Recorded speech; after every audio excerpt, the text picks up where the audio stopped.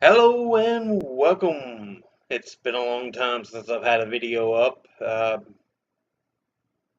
Guthrie video, I think, was the last one I've had. The rest have been streams. I've been really off set for a long time, but I keep promising that I'll be back.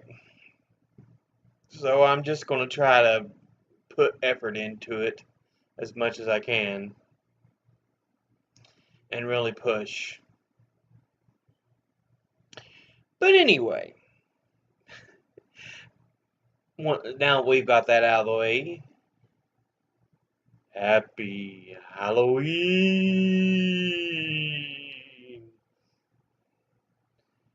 All Hallows Eve. Samhain. Halloween. It is supposedly the time of year when the veil between our world and the spirit world is at its thinnest. So, I'm drinking me some diet ginger ale while I shoot this. So, we are going over for October, and I guess as a Halloween special, since I didn't get any for the rest of the month, the sightings of a cryptozoological monster known as the Dover Demon. Cryptozoological means hidden creatures or mysterious creatures. It's put into the same categories as your Bigfoots, your Loch Ness Monster, cryptozoological.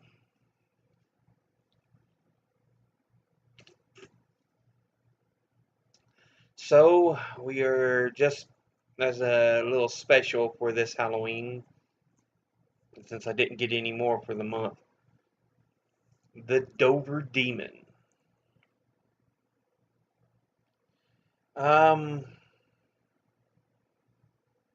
so, let's go over what'll be the majority of it, the sightings. And as always, do have my handy dandy notes. The first sighting happened in April the 21st of 1977. 17-year-old William Bartlett and two of his friends, Mike Mazoka and Andy Brody, both 17, were in William's Volkswagen in Dover, Massachusetts. That night, the three of them were in his Volkswagen driving down Farm Street at around 10:30 p.m. Along a stone wall, they saw a creature they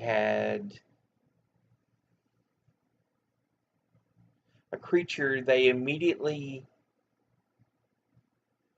um, think are a cat or dog. Well, William sees it. Um, he shined the vehicle's headlights on the creature to reveal something um, he had never seen before. Although the sighting was only for seconds, Bartlett was supposedly the only one of the three to see the creature, despite verification from Brody and Mazzocco of Bartlett's reaction. The creature was described as follows. It stood 3.5 to 4 feet tall, having a large melon-shaped head with two large orange eyes, a thin neck connected to an oblong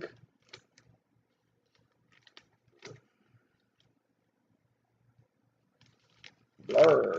I cannot separate pages.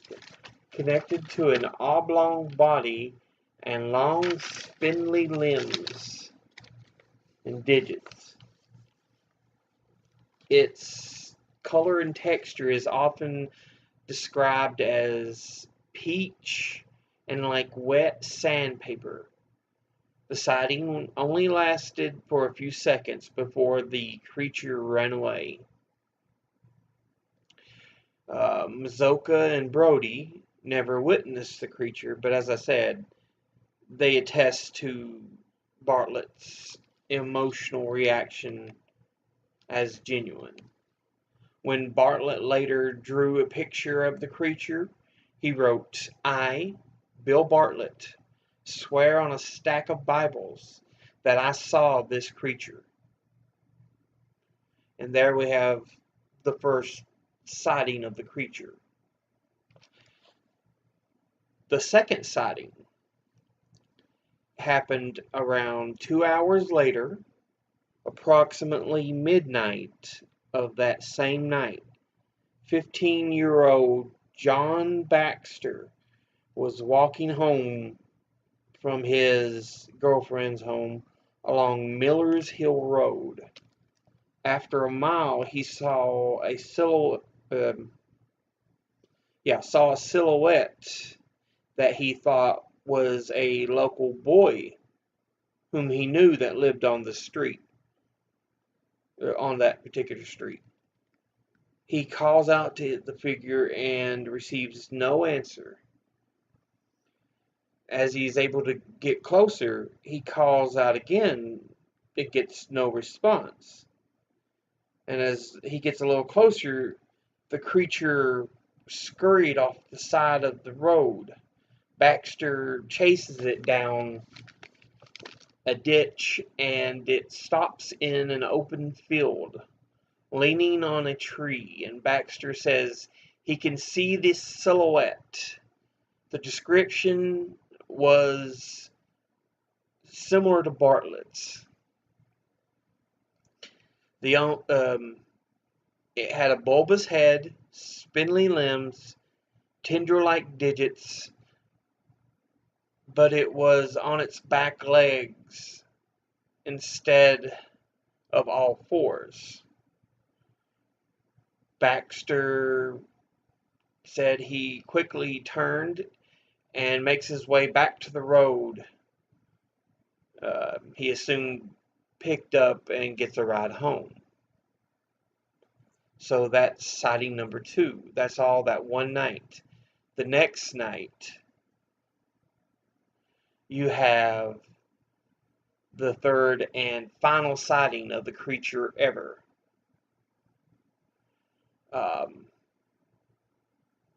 And it involved 15-year-old Abby Branham and 18-year-old Will Tainer.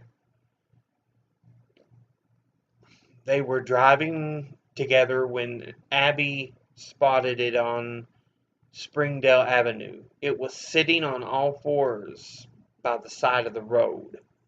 And again, she gave the same description, but her only difference was that it had glowing green eyes, which, again, can be attributed to light shine on when a creature, you see somebody's eyes or a creature's eyes. There's often, you'll see like different colors, usually an orange, but sometimes it can be slightly different.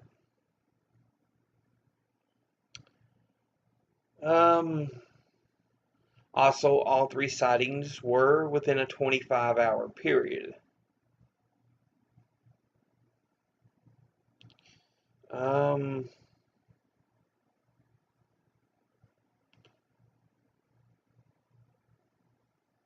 But yeah, and that's all 3 sightings. The creature hasn't been seen since, although one person suggests that he may have seen the creature a few years prior to those three particular sightings.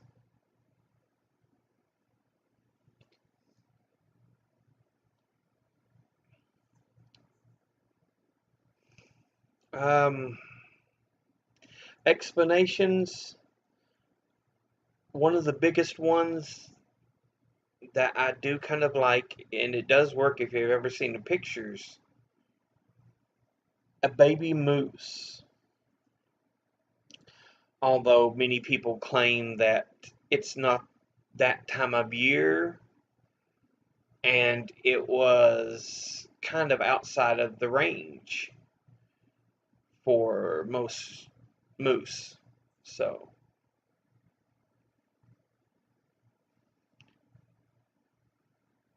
oddities like that do happen, but many people suggest it may have been something else.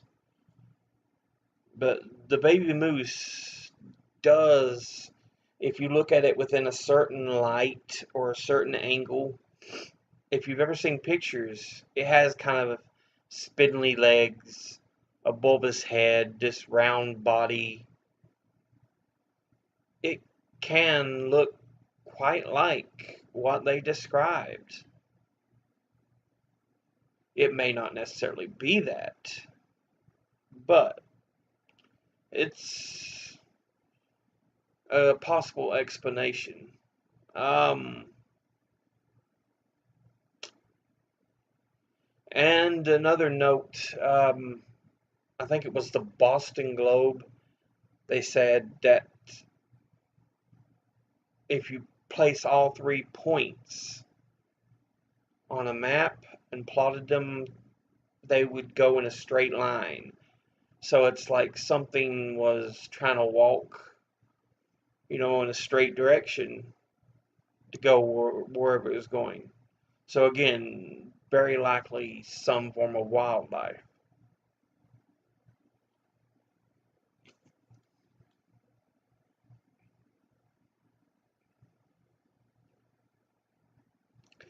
But the fact that there's just a few sightings, the sightings were in only a certain area,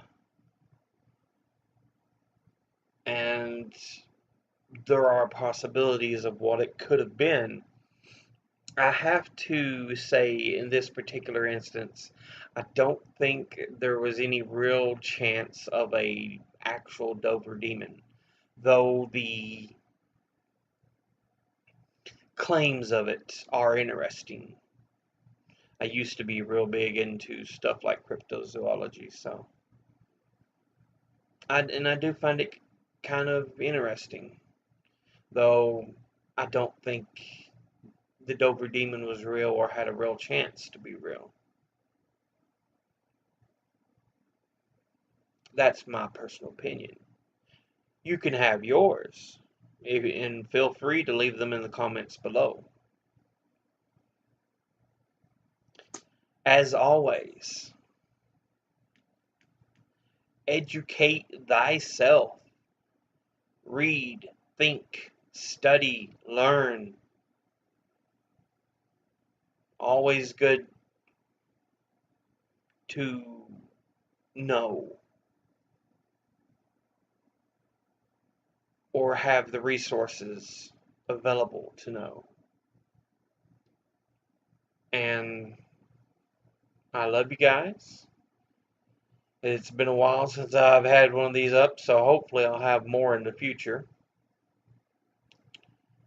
But that's it for now, and I'll see you later. Bye.